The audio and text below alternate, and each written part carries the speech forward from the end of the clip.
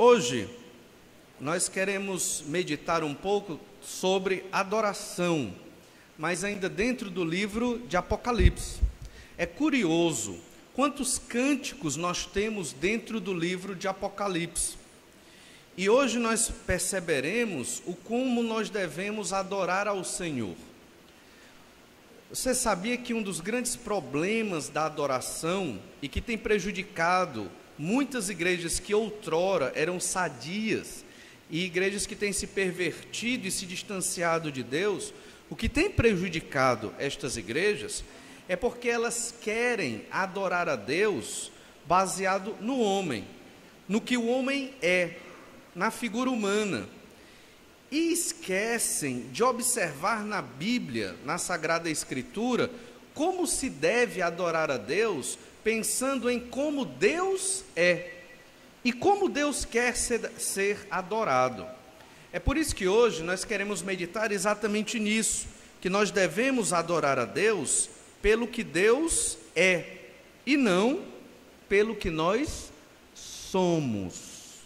Essa é a ideia do capítulo 15 do livro de Apocalipse. Já estamos no capítulo 15. Devemos adorar a Deus como Deus é e não pelo que nós somos. Isso aconteceu no mundo greco-romano com relação aos deuses greco-romanos. Eles refletiam o que o homem é. Por exemplo, Zeus. Zeus, ele era um deus adúltero. Zeus se transformava num homem para coabitar com as mulheres e trair a sua esposa, uma deusa, né? Da mesma forma, ele, em alguns momentos, se transformava em um animal, como em um boi, para trair e adulterar a sua esposa, com relação à sua esposa. Essa era a mentalidade e hoje não mudou.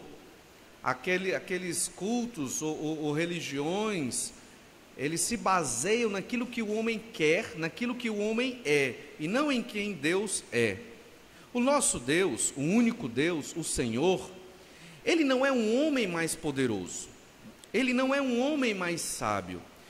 Deus é um outro ser. Certamente nós fomos criados à imagem e semelhança de Deus, temos muitas características parecidas com a do nosso Criador, mas estamos muito longe de sermos como o nosso Criador. Ele é um outro ser, ele não é homem, mas, na sua graça e misericórdia, Deus quis se identificar com os homens, através de algumas semelhanças no ato da criação, e através da linguagem, se comunicando pela palavra de Deus a nós hoje e em outros momentos por homens que foram inspirados pelo Senhor. No caso, o texto que esses homens proferiram foi inspirado por Deus e homens usados para trazer a revelação de Deus. No entanto, nesse nosso momento em que vivemos, nós queremos cânticos que falem de nós, seres humanos. Nós queremos hinos que mostrem o nosso sofrimento e que nos traga consolo. E muitos de nós queremos uma igreja que seja mais acessível ao homem, às suas dificuldades, que até dê mais direito ao homem, que se preocupe com o bem-estar do ser humano. No entanto, quando nós vamos ler a palavra, a igreja que o Senhor quer é uma igreja voltada para Deus, que se importa com o que Deus quer, a despeito dos sofrimentos humanos, que se preocupa no cumprimento da vontade de Deus, mesmo que os membros desta igreja, deste corpo, padeçam em alguns momentos.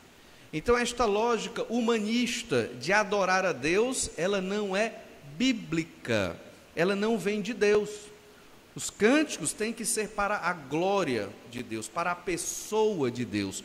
Deus tem que ser apresentado, o Senhor tem que estar na nossa boca, o Senhor tem que estar no nosso coração para sair através das nossas palavras. Deus, ele tem que ser a pessoa mais importante desta igreja. O Senhor Jesus Cristo tem que ser o nosso comentário.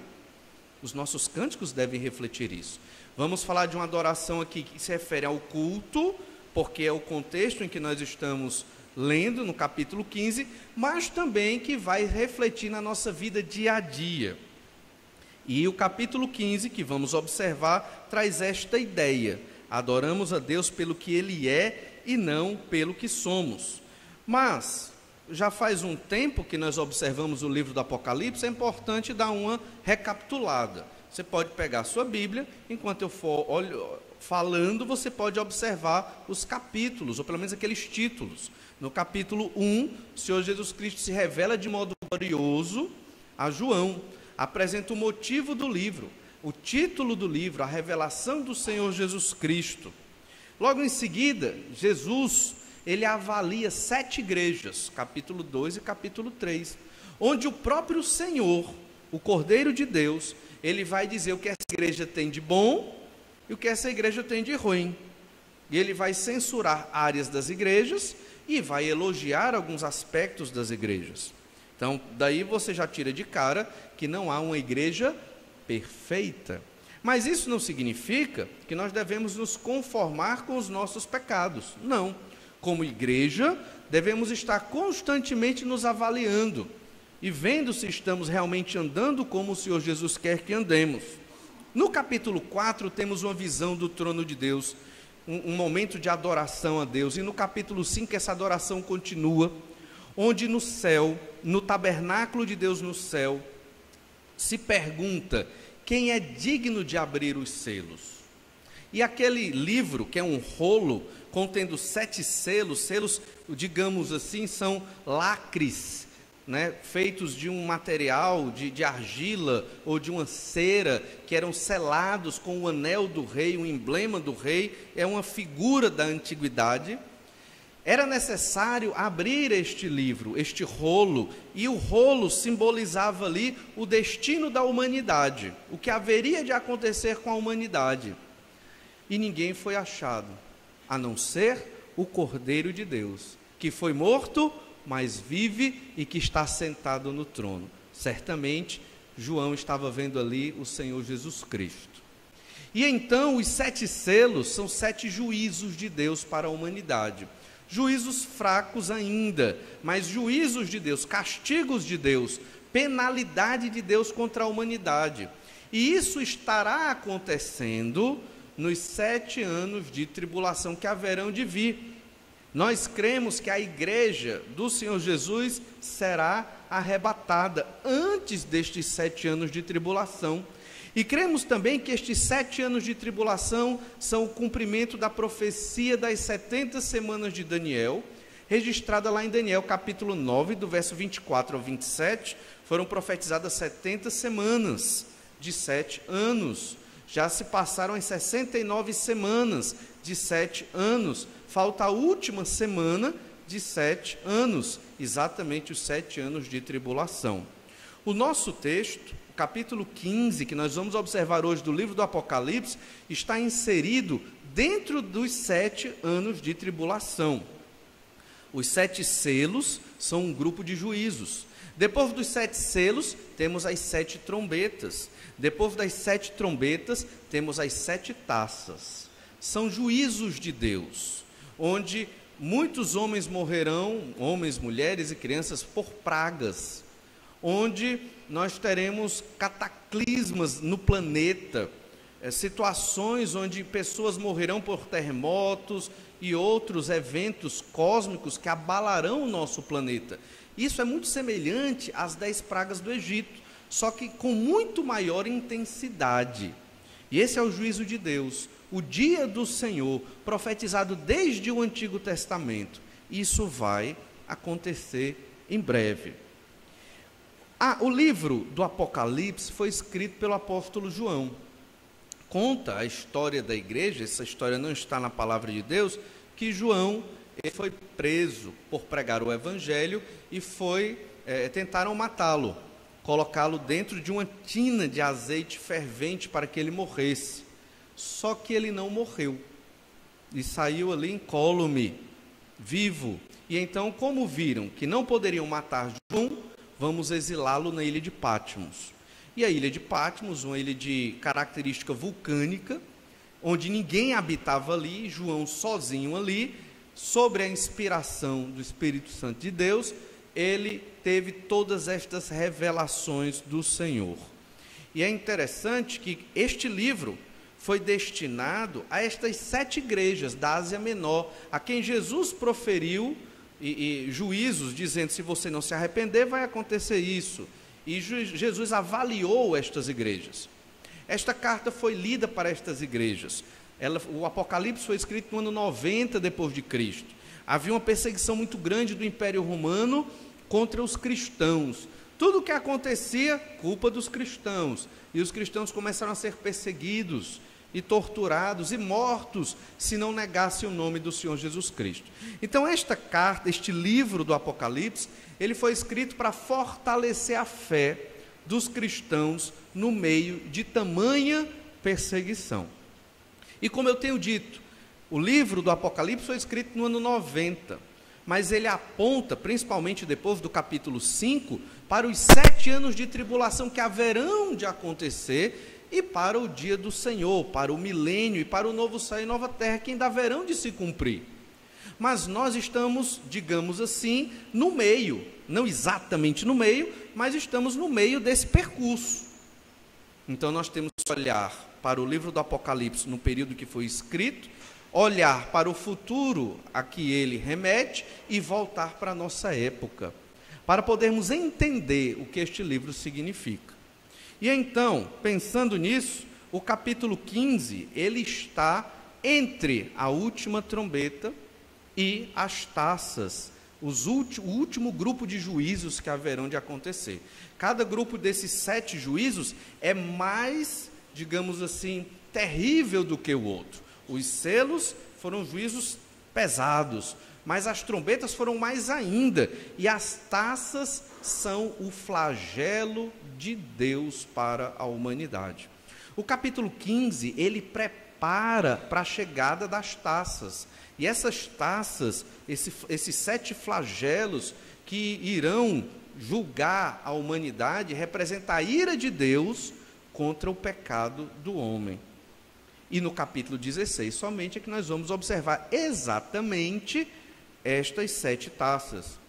Mas, a princípio, já dá para perceber que o Senhor, além de ser um Deus de amor, porque Ele enviou o Senhor Jesus Cristo para morrer numa cruz pelos nossos pecados, para podermos ter oportunidade de salvação, o Senhor nosso Deus, Ele é um Deus de justiça. O Senhor odeia o pecado e odeia, em um certo sentido, o pecador. Porque o pecado, ele não é uma entidade separada do ser humano. Só existe pecado porque existe pecador. Então, por isso que Deus está julgando a humanidade, que é a imagem e semelhança de Deus, porque os homens não quiseram a salvação que Deus ofertou a eles. E porque os homens escolheram e preferiram viver na lama do pecado, preferiram distanciar-se de Deus, preferiram seguir os seus próprios conselhos, a sua própria mentalidade, os seus próprios projetos e engordar o seu coração, a sua vontade, os seus quereres, e esqueceram que são criaturas de Deus, imagem e semelhança do Senhor, e que isso bastaria para que toda a humanidade se prostrasse e servisse ao Senhor, sem reservas. Mas, infelizmente, não foi isso que muitos fizeram. E, neste período de 7 anos de tribulação, o Senhor vai julgar todos aqueles que adoraram a besta, todos aqueles que escolheram a marca da besta, no caso, o anticristo. Pensando nisso, devemos adorar a Deus pelo que Ele é, e não pelo que nós somos. Falar do pecado, falar da ira de Deus, falar do juízo do Senhor hoje, na época em que nós vivemos, não é uma mensagem popular, não é uma mensagem agradável. Muitas igrejas não pregam mais sobre ou contra o pecado. A mensagem que domina é sempre o amor. Significa que nós não devemos falar do amor. Devemos falar do amor, sim, do Senhor Jesus Cristo, o amor de Deus e o amor que o Senhor nos dá para compartilharmos uns com os outros. Mas não podemos esquecer também da justiça de Deus. E este texto, ele fala de justiça e de amor ao mesmo tempo. No entanto, parece que a justiça salta mais aos olhos. Em Apocalipse capítulo 15, do versículo 1 ao versículo 8, nós vamos observar 3 ensinos sobre a adoração a Deus. E como é um capítulo relativamente pequeno, vamos lê-lo todo. Apocalipse 15, verso 1. Vi no céu outro sinal, grande e admirável, 7 anjos, tendo os 7 últimos flagelos, pois com este se consumou a cólera de Deus. Vi como que um mar de vidro, mesclado de fogo, e os vencedores da besta, da sua imagem e do número do seu nome, que se achavam em pé no mar de vidro, tendo harpas de Deus, e entoavam o cântico de Moisés, servo de Deus, e o cântico do Cordeiro, dizendo: grandes e admiráveis são as tuas obras, Senhor Deus Todo-Poderoso. Justos e verdadeiros são os teus caminhos, ó Rei das nações. Quem não temerá e não glorificará o teu nome, ó Senhor? Pois só tu és santo. Por isso todas as nações virão e andarão diante de ti, porque os teus atos de justiça se fizeram manifestos. Vamos parar aqui, embora observaremos o capítulo todo, e orar ao Senhor, pedindo que o Senhor nos abençoe, para que a sua palavra nos transforme um pouco mais hoje à noite. Pai, muito obrigado pela bênção que temos de fazer parte do teu povo, não por merecimento, mas pela tua graça. Ajuda-nos, Senhor Deus, a sermos fiéis a ti, a estarmos aqui por causa do Senhor, apesar dos nossos pecados. Ajuda-nos, Senhor Deus, a sermos sinceros na nossa fé diante do Senhor, ao cantarmos, entoarmos um cântico para ti. Capacita-nos, Senhor Deus, para que a nossa adoração, o nosso ato de nos prostrarmos, seja realmente para ti. É o que te pedimos, no nome do Senhor Jesus. Amém. Adoramos a Deus pelo que Ele é, e não pelo que nós somos. 3 ensinos básicos sobre adoração que vamos observar nesse texto. O primeiro ensino: adoramos a Deus pela sua justiça, a despeito dos nossos sofrimentos. Normalmente, nós só adoramos a Deus quando estamos bem, quando estamos fartos.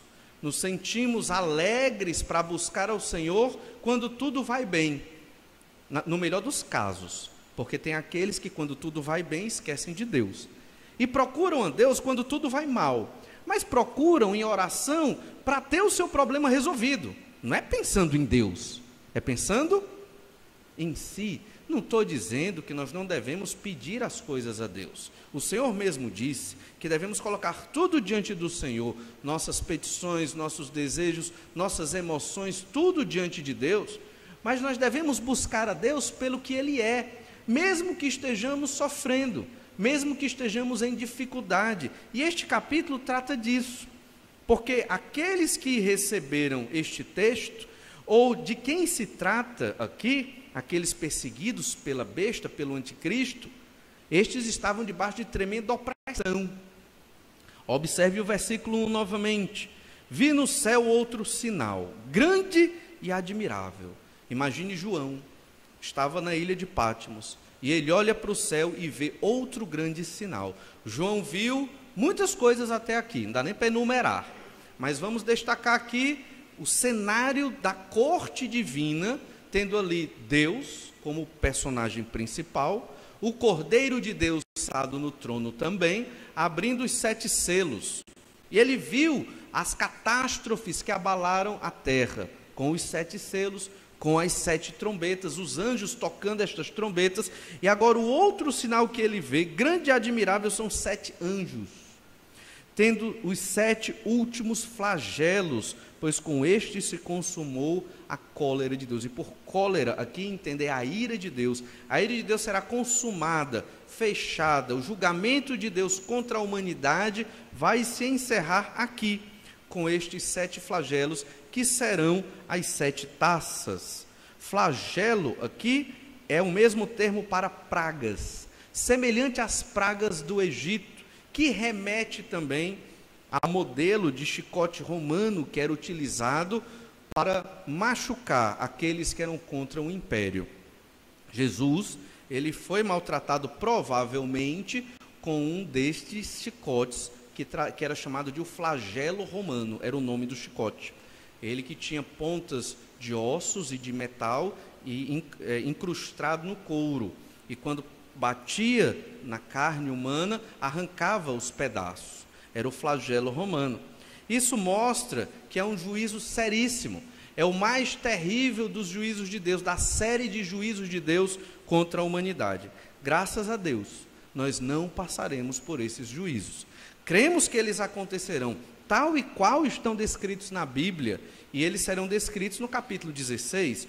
O capítulo 15, João vê estes anjos com estas taças, vão receber estas taças no final do capítulo, onde está ali a ira de Deus. E a taça, o cálice, ele é um símbolo de ira. Por isso, no momento da ceia do Senhor, Jesus bebe o cálice com o vinho, representando a ira de Deus contra a humanidade, que o próprio Senhor Jesus Cristo está tomando, substituindo aqueles que foram escolhidos por Deus desde antes da fundação do mundo. Não toda a humanidade, mas aqueles a quem Deus escolheu segundo a sua presciência. E então percebemos que as taças, elas estão contidas na 7ª trombeta, e isso é um padrão. E as 7 trombetas estão contidas no 7º selo. Como assim? Abriu-se o primeiro selo, o segundo selo, o terceiro, até o 7º. No 7º selo houve um silêncio. Lá em Apocalipse 8:1 nós lemos assim: quando o Cordeiro abriu o 7º selo, houve silêncio no céu, cerca de meia hora. Aí dá a entender que não aconteceu nada no 7º selo. Aconteceu sim. O 7º selo abriu as 7 trombetas, um novo grupo de juízo. E então em Apocalipse capítulo 11, verso 15, nós lemos assim, acompanhe aí na sua Bíblia, Apocalipse 11:15, o 7º anjo tocou a trombeta, e houve no céu grandes vozes dizendo: o reino do mundo se tornou de nosso Senhor e do seu Cristo, e ele reinará pelos séculos dos séculos. Ao tocar a 7ª trombeta, houve um interlúdio deste período até o capítulo 14. No capítulo 15, se fala então das 7 taças, é exatamente o que nós estamos observando hoje. A 7ª trombeta, ela inaugura as 7 taças. Os 7 cálices são descritos somente como cálices, no versículo 7 do capítulo 15. Leia lá, capítulo 15, verso 7. Então, um dos 4 seres viventes deu aos 7 anjos 7 taças de ouro, cheias da cólera de Deus, que vive pelos séculos dos séculos, cheias da ira de Deus. E a ira de Deus, ela não é como a ira do homem. A ira do homem, ela é descontrolada, ela é impensada, ela vem no impulso, ela é reflexo de um pecado.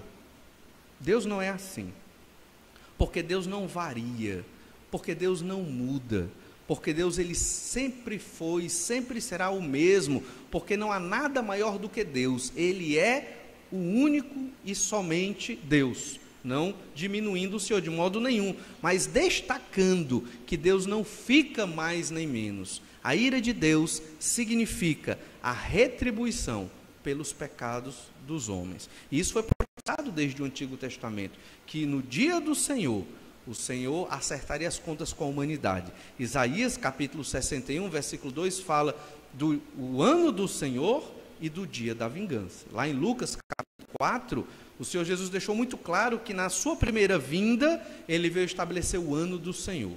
Mas a outra parte, ainda não era o momento. Tanto que Jesus parou a leitura do texto de Isaías lá na sinagoga em Nazaré, deixando claro que o dia da vingança ainda não era naquele momento. Estamos lendo um texto que trata exatamente do dia da vingança, do dia onde a ira de Deus estará sendo derramada sobre a humanidade que rejeitou o seu Cristo, que rejeitou o Cordeiro de Deus.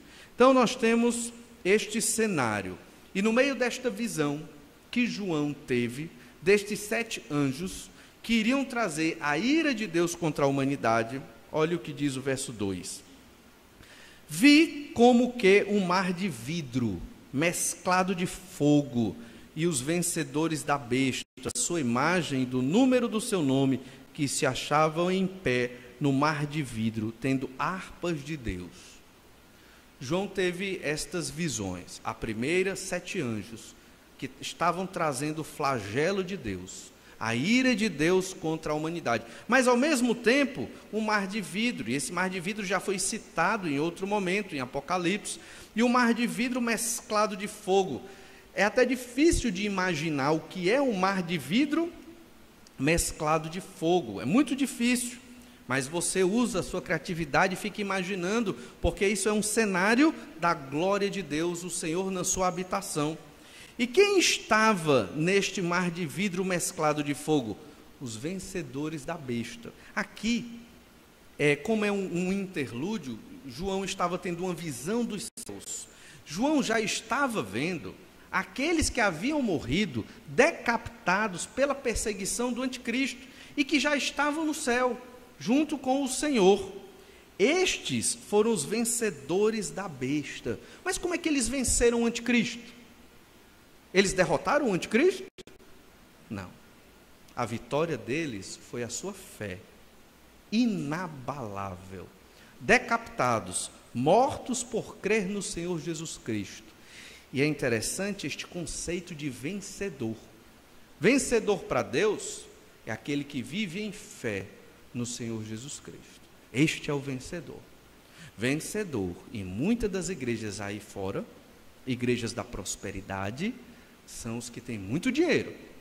São aqueles que chegam sem nada e saem mega empresários, ou investidores, e enriquecem por conta da igreja. Estas igrejas crescem rápido, e elas não estão trazendo a mensagem do Senhor.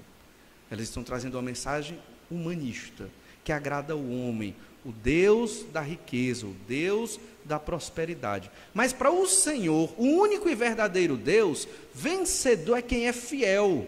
Estes são os vencedores da besta. Hoje, não estamos nesse cenário, não estamos na tribulação, não estamos enfrentando a besta, o anticristo, um líder político real, que vai oprimir os servos de Deus. Nós, graças a Deus, não estamos enfrentando esta realidade. Mas o maligno jaz à porta, né? O maligno está como um leão, pronto para nos derrubar. Vencedor é quem resiste à tentação, pela fé, no poder de Deus, pela graça de Deus. Este é o vencedor. E é interessante como João descreve isso. Estes que já foram mortos pelo anticristo, já estão no céu. Veja que isso aqui ainda vai acontecer. Eles estão sendo mortos, mas João já os vê no céu, ainda nem ressuscitaram, suas almas estão diante do Senhor, e João já os vê, e tem esse relato, os vencedores da besta, da sua imagem, porque nós lemos que o anticristo vai fazer uma imagem dele, onde as pessoas vão adorar, esta imagem vai se comunicar com as pessoas. Não sabemos exatamente como é isso, mas foi descrito dessa forma na palavra do Senhor. E eles não aceitaram o seu número. É muito claro aqui, ainda no verso 2, vencedores da besta, da sua imagem e do número do seu nome. Porque neste período, e nós já falamos disso em outras mensagens, quem não aceitar o número da besta, não vai poder comprar. Não vai poder comprar comida, não vai poder ter roupas, não vai poder viver numa sociedade. Hoje nós podemos viver numa sociedade, Podemos comprar, podemos viajar, podemos ter a nossa comida, podemos pagar as nossas contas, mas neste período, que graças a Deus nós não estaremos nele, porque a igreja será arrebatada, os que se converterem aqui, eles vão ter dificuldade para ter comida, porque para ter comida, eles vão ter que aceitar a marca da besta na mão direita ou na testa. Esse número nós não sabemos exatamente como é e como será. Imagine hoje, você tendo que escolher seu filho, quem tem filho pequeno, bebê, você tem que dar comida para ele, depois já do período de amamentação.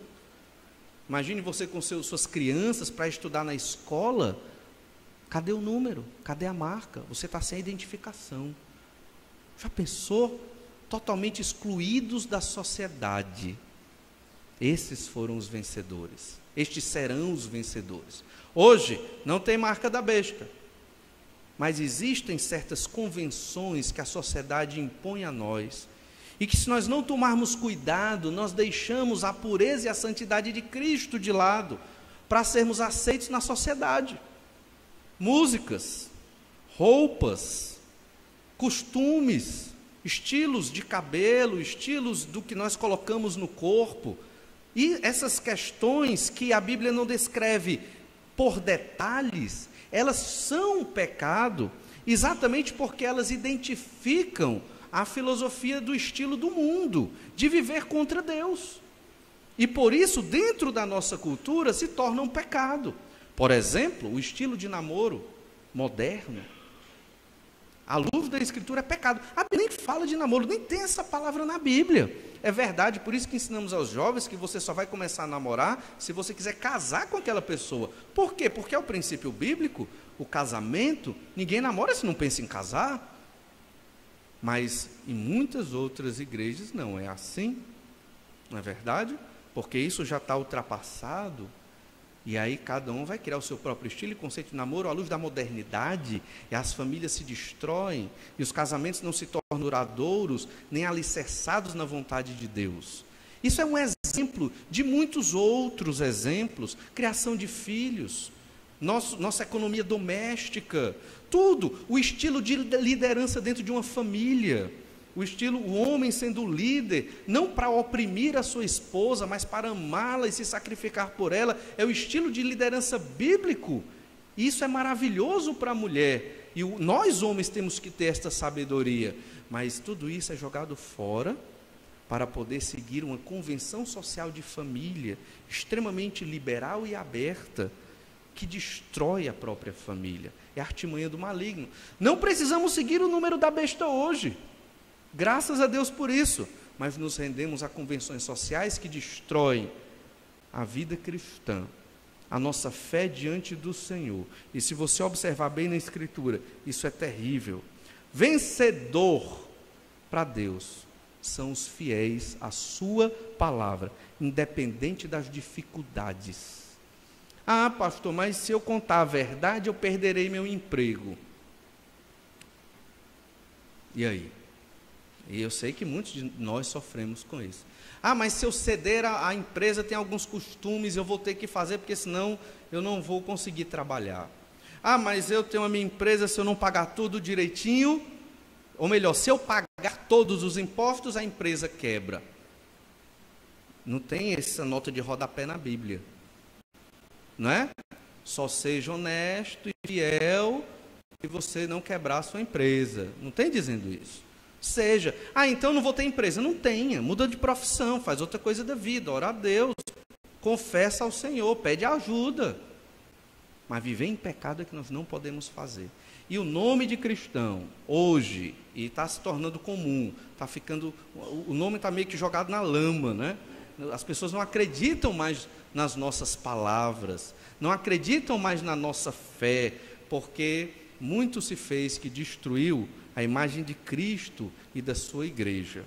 Vencedor aqui são exatamente aqueles que foram fiéis a Deus, apesar das dificuldades. E olha que esses aqui, eu penso, que o nível de fidelidade deles foi testado ao máximo, pagaram com a própria vida, mas não cederam, preferiram morrer do que negar a Cristo.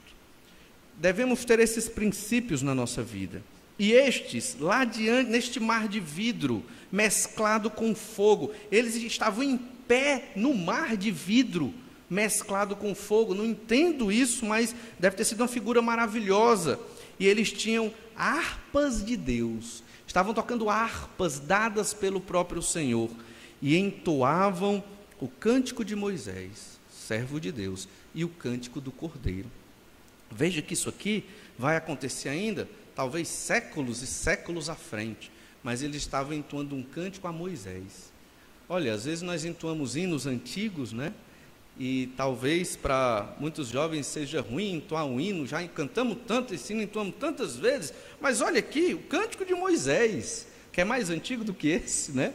Remontando a Moisés e ao Cordeiro de Deus, o Senhor Jesus Cristo.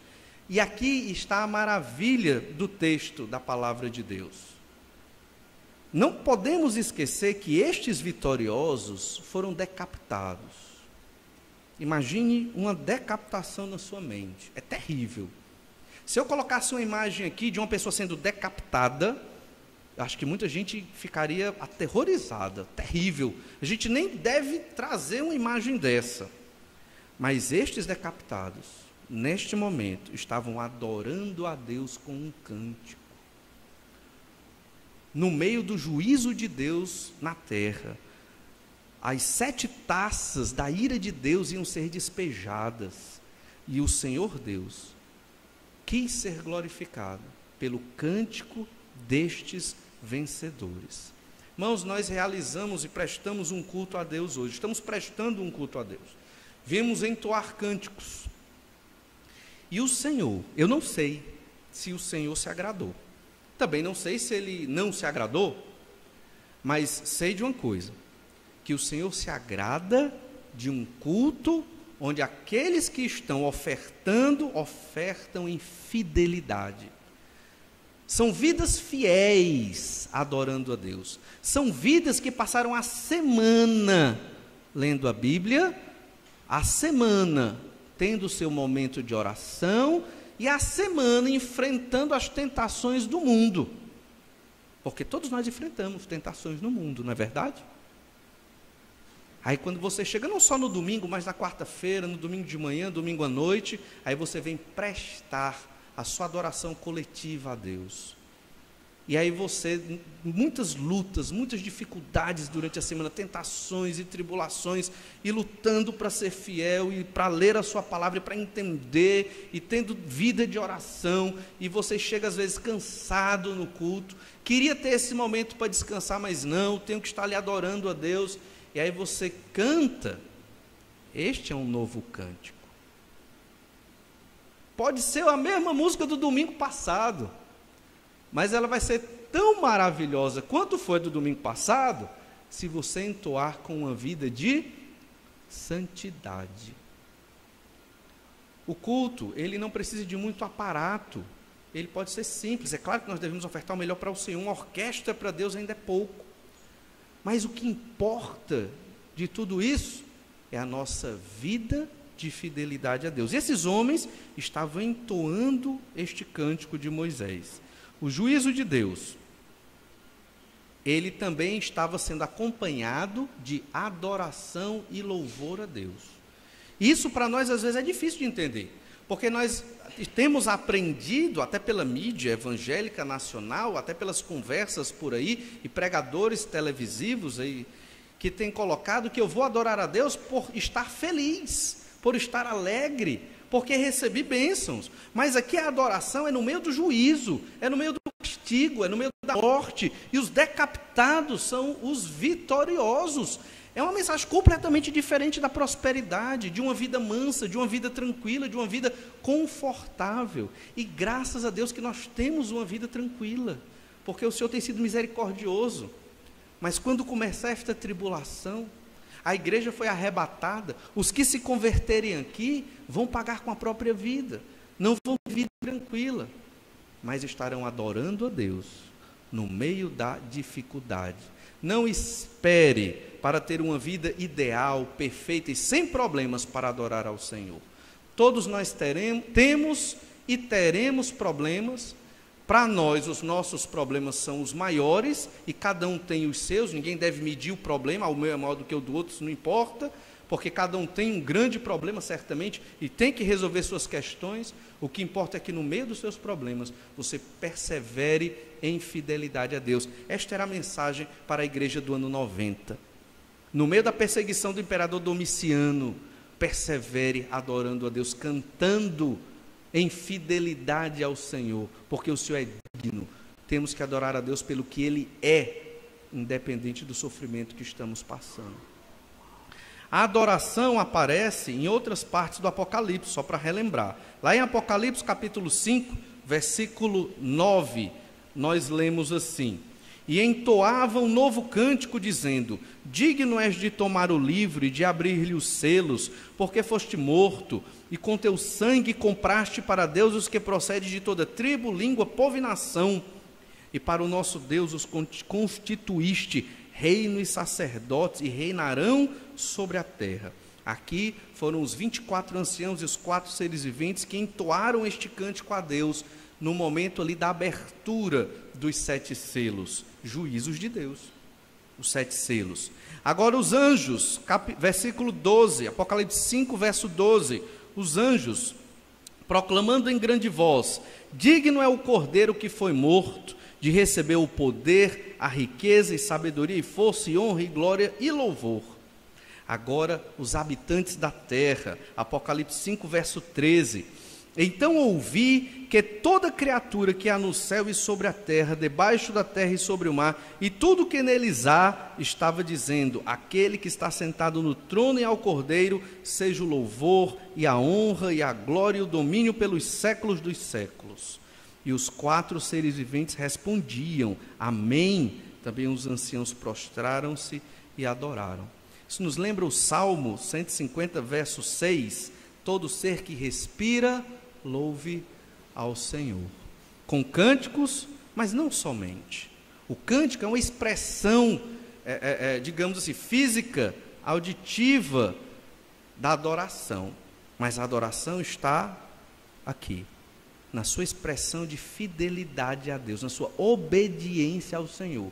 Você pode entoar um cântico hoje e não ser adoração a Deus, porque você passou a semana em pecado. E nós pecamos essa semana. Mas uma coisa é você passar a semana em pecado e tanto faz como tanto fez. Outra coisa é você passar a semana lutando contra o seu pecado, caiu, se arrependeu, pediu perdão, voltou, está firme, quase cai, se segura, mas permanece lutando contra o seu próprio pecado. É diferente. Aí quando você vem entoar um cântico aqui, é a adoração, porque você foi fiel ao Senhor. Em Apocalipse 14, que nós observamos em outro momento, versículo 1, ainda sobre o cantar, o adorar a Deus no meio da tribulação. Olhei, João dizendo, e eis o Cordeiro em pé sobre o monte Sião, e com ele 144.000, tendo na fronte escrito o seu nome e o nome de seu pai. Ouvi uma voz do céu, como voz de muitas águas, como voz de grande trovão.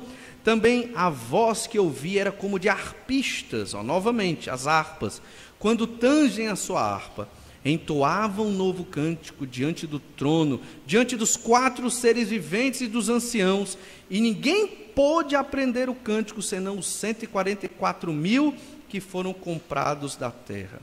Perceba então que estes também adoravam a Deus, e certamente os 144.000 estão dentro daqueles que foram decapitados e que venceram a besta. Os adoradores que entoavam o cântico de Moisés e o cântico do Cordeiro, os vencedores da besta, eles havia uma certa característica neles, além da fidelidade. Eles eram um coral, era um grande coral. E o único instrumento deste coral era a harpa, um instrumento singelo, delicado e muito bonito. O coral eram os vencedores da besta, ou seja, eram os fiéis. Olha aí, uma boa aplicação para os coralistas da nossa igreja. Todos nós somos um grande coral, mas especificamente para os coralistas da nossa igreja.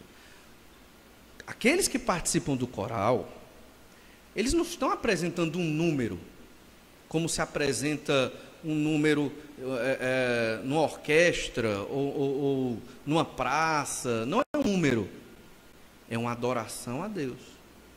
Neste coral aqui, para participar dele, tinha que ser decapitado, tinha que provar sua fidelidade ao Senhor. Então, quando você vai fazer um ato simples na igreja, como cantar aqui na frente, pense muito. Porque você tem que chegar para cantar com uma vida fiel, você tem que chegar temendo e tremendo, porque é para Deus. Se fosse para mim, não tem problema não. Mas você não está cantando para os irmãos. Se um dia nós pudermos melhorar aqui a igreja, talvez o coral nem cante de frente para o público. O objetivo é mais as vozes, né, e tudo. Mas é para o Senhor. Os cânticos hoje à noite são para o Senhor. É por isso que nós temos que nos concentrar no momento da adoração, do cântico. Isso é muito especial, é muito importante. Pelos textos que nós estamos observando aqui. Era um coral dos vencedores da besta, da sua imagem e do número do seu nome. Qualificação para o coral: ser vencedor do anticristo e pagar com a própria vida. Graças a Deus que essa não é a exigência que o pastor Jaime pede para participar do coral da nossa igreja. Amém por isso. Mas o princípio da fidelidade está aqui. Obviamente que nós vamos pecar. Eu sei disso. Somos pecadores, mas há uma diferença. Daquele pecador que se conforma e se contenta com o seu pecado, e daquele que luta dia após dia para ser fiel a Deus. Interessante que eles estavam contra a ordem mundial, estes vencedores, deste coral aqui, da época da grande tribulação. Estes eram os do contra, eles não eram populares, Foram participantes também, provavelmente, os 144 mil homens envolvidos com missões, participaram deste grande coral. Observe, então, o nível de santidade deles. Estes coralistas, eles foram perseguidos, pagaram com a própria vida. Apocalipse capítulo 20, verso 4. Vi também tronos, e nestes sentaram-se aqueles aos quais foi dada a autoridade de julgar. Estou lendo Apocalipse 20, verso 4. Vi ainda as almas dos decapitados por causa do testemunho de Jesus, bem como por causa da palavra de Deus, tantos quantos não adoraram a besta, nem tampouco a sua imagem, não receberam a marca na fronte e na mão, e viveram e reinaram com Cristo durante 1000 anos. Está aqui, este coral, fidelidade, eram fiéis ao Senhor. O cântico que eles entoavam não tratava deles, não tratava dos sofrimentos deles. Temos cânticos, aqui na nossa igreja não temos, nem tanto, mas em muitas outras igrejas que tratam do sofrimento humano, de que Deus tem que nos servir, de que o Senhor tem que nos confortar, de que o homem sofre demais, de que nós temos que ser, esse cântico aqui, de pessoas, e eu quero enfatizar isso, decapitadas. Eles não chamaram em nenhum momento a atenção para eles. A glória era para Deus. É o cântico de Moisés, o servo de Deus, e o cântico do Cordeiro. Eles entoavam um cântico direcionado a Deus. Este cântico era de Moisés, certamente fazendo referência ao êxodo do Egito, a libertação da escravidão do povo de Israel do Egito. E do Cordeiro, porque o Senhor Jesus também libertaria este povo aqui da opressão do anticristo. Por isso o cântico de Moisés e o cântico do Cordeiro. E é interessante uma citação que diz assim: neste tempo de grande tribulação, quando parece que a besta tem poder ilimitado para executar seus propósitos demoníacos contra os homens e perseguir os santos, na hora mais escura da história da humanidade, quando parece mesmo que Satanás é o Deus deste século, os mártires cantam um hino de louvor a Deus, reconhecendo que Ele, o Senhor, é o Deus vivo e verdadeiro, na hora mais escura, no momento mais terrível da sua vida ou da minha, nós devemos entoar hinos de louvor ao nosso Deus. Ou seja, não se preocupe com o seu estado, entregue ao Senhor. Na hora mais escura, louve a Deus, adore ao Senhor. Ele é soberano, Ele é Deus. Nada acontece se não for pelo querer, pelo propósito soberano do Senhor. Sei que é difícil para nós pecadores, mas estes homens fizeram isso, adoraram a Deus na sua hora mais escura. Um segundo ensino, eu sei que o nosso tempo avançou rápido, o segundo princípio é que a adoração tem que ser coerente com o caráter de Deus. O cântico de Moisés e do Cordeiro está no capítulo 15, verso 3. Grandes e admiráveis são as tuas obras, Senhor Deus Todo-Poderoso. Justos e verdadeiros são os teus caminhos, ó Rei das nações. E o verso 4. Quem não temerá e não glorificará o teu nome ao Senhor? Pois só tu és santo. Por isso todas as nações virão e adorarão diante de ti, porque os teus atos de justiça se fizeram manifestos. Perceba a ordem e a composição deste cântico. Ele trata da pessoa e da obra de Deus. Com relação à pessoa de Deus, Deus é dito como o Todo-Poderoso. Deus é o Rei das nações. Deus é Senhor e Deus é Santo. Com relação às obras de Deus, o juízo de Deus aqui no momento da tribulação. Grandes e admiráveis são os juízos do Senhor. A ira de Deus, a punição de Deus contra o pecador é admirável. É um momento de adoração a Deus. Veja também, com relação à obra de Deus, justos e verdadeiros são os caminhos do Senhor. Os caminhos que Deus coloca na sua palavra. Justos e verdadeiros, não há mentira em Deus. E mediante isso, qual a reação do homem? Temer. Esta é a reação. Quem não temerá? Qual é a reação do homem? Glorificar. E não glorificará o nome de Deus. Qual é a reação do homem? Buscar a Deus, vir a Deus. Por isso, todas as nações virão e em seguida adorarão. Temer, glorificar, buscar a Deus e adorar ao Senhor. Esta é a nossa reação diante de quem Deus é e diante do que Ele faz. E a mensagem está no final do verso 4. Porque os teus atos de justiça se fizeram manifestos. A tribulação, o juízo de Deus contra os pecados dos homens. Devemos adorar a Deus quando Deus julga. Devemos adorar a Deus pela justiça de Deus, mesmo quando ela é difícil para o nosso senso de justiça, e é mesmo.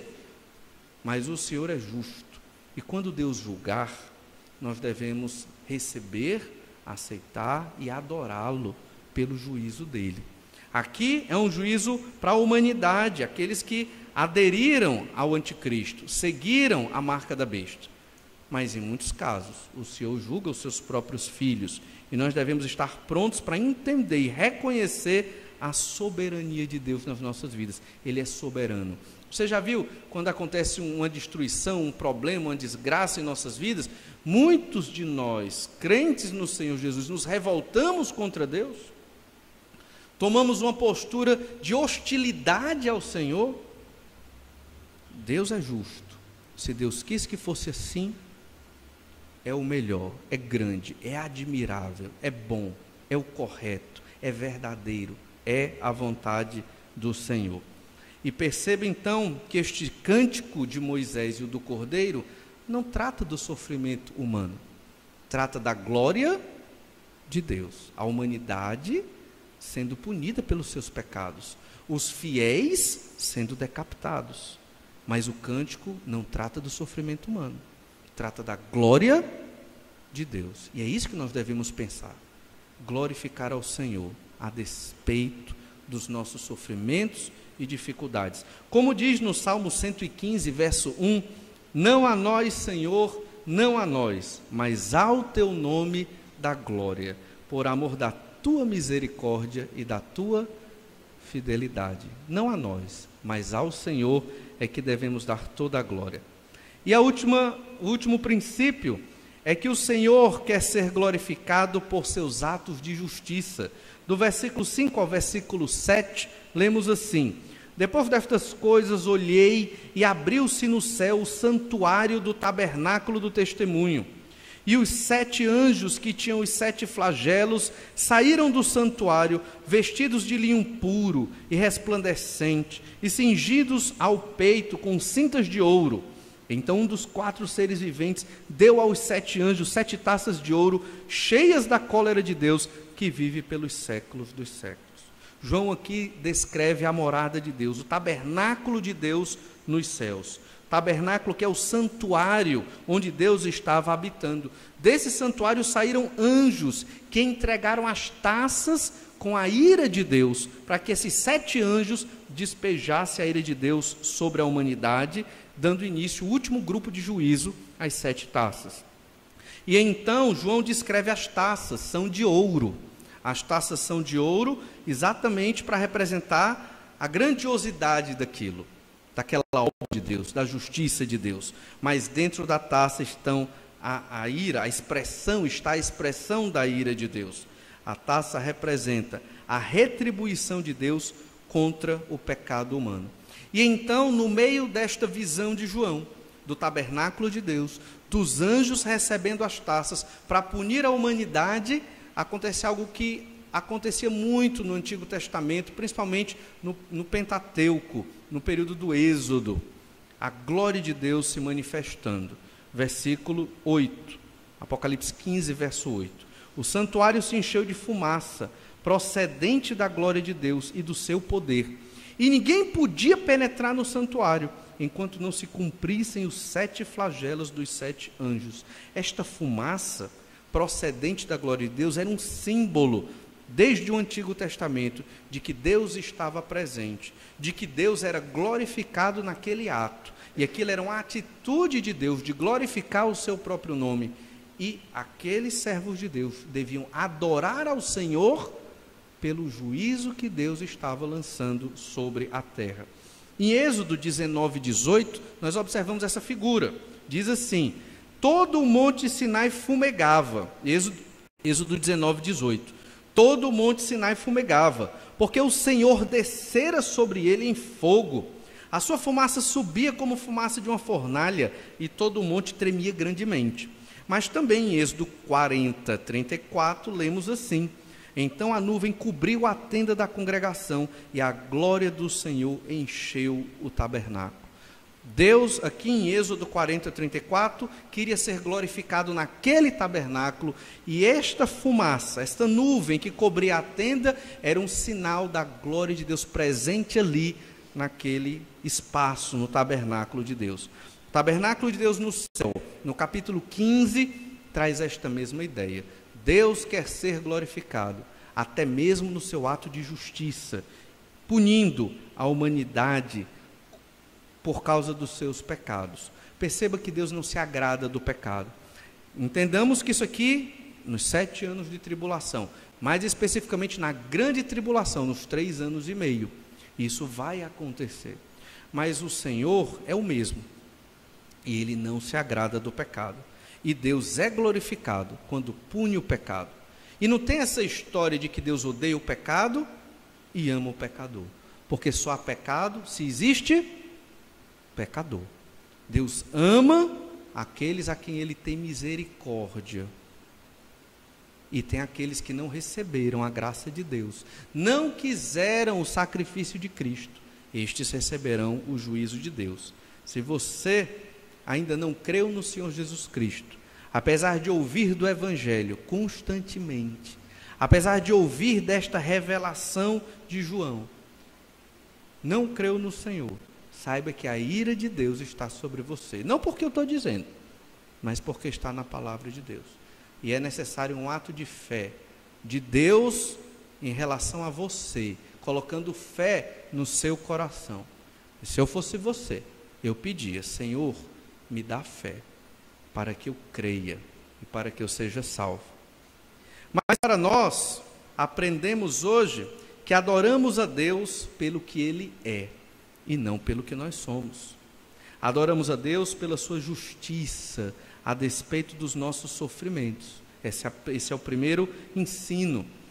A adoração tem que ser coerente com o caráter de Deus. Isso é o que dá forma, conteúdo para as músicas que cantamos. E o Senhor quer ser glorificado por seus atos de justiça. Quando você vem à igreja, ou quando na sua casa você adora a Deus, você só o adora quando as coisas estão bem? Você só serve ao Senhor quando tudo está caminhando dentro do seu projeto? Quando as coisas ficam difíceis, vem a perseguição, vem a dificuldade, some o irmão da igreja, abandona o seu ministério, esquece a palavra, não sabe mais nem o que é oração. Agora eu vou cuidar de resolver os meus problemas. Você usou a pior estratégia que uma pessoa pode usar. É exatamente o contrário. Quando você estiver no meio da dificuldade, trevas, tentação, problemas, que você nem entende por quê, é aí que você vai se apegar ao Senhor. Em oração, na leitura da palavra, no serviço, em adoração e em fidelidade. Este coral do capítulo 15, ele foi aprovado pelo Senhor, porque foi fiel. Eu falei do coral da igreja, mas é para todos nós. Todos nós somos esse coral que adora ao Senhor. Todos nós devemos ter esta vida de fidelidade e adoração a Deus. E assim, o Senhor vai se alegrar com o nosso cântico. Porque nós não estaremos adorando a Deus pelo que nós somos, mas pelo que Ele é, mesmo no meio do sofrimento. Vamos orar? Pedir que o Senhor nos abençoe. Senhor, muito obrigado pela Tua palavra, que nos desafia a termos uma vida contrária ao sistema do mundo em que vivemos. Um mundo que se preocupa com o homem e com o bem-estar humano. E nós te pedimos, Senhor Deus, visão, fé e do Teu poder, para buscarmos a Tua vontade e a glória do Teu nome, que a Tua igreja busque ser imaculada, pura, santa, por causa de Ti e para a honra e glória do nome do Senhor. O Senhor conhece os nossos sofrimentos, às vezes mais do que nós, certamente mais do que nós mesmos, e te pedimos que o Senhor nos ajude a enfrentá-los no Teu poder, para a glória do Teu nome, para que o Senhor seja adorado, apesar das nossas falhas. Pedimos a Tua bênção no nome do Senhor Jesus. Amém.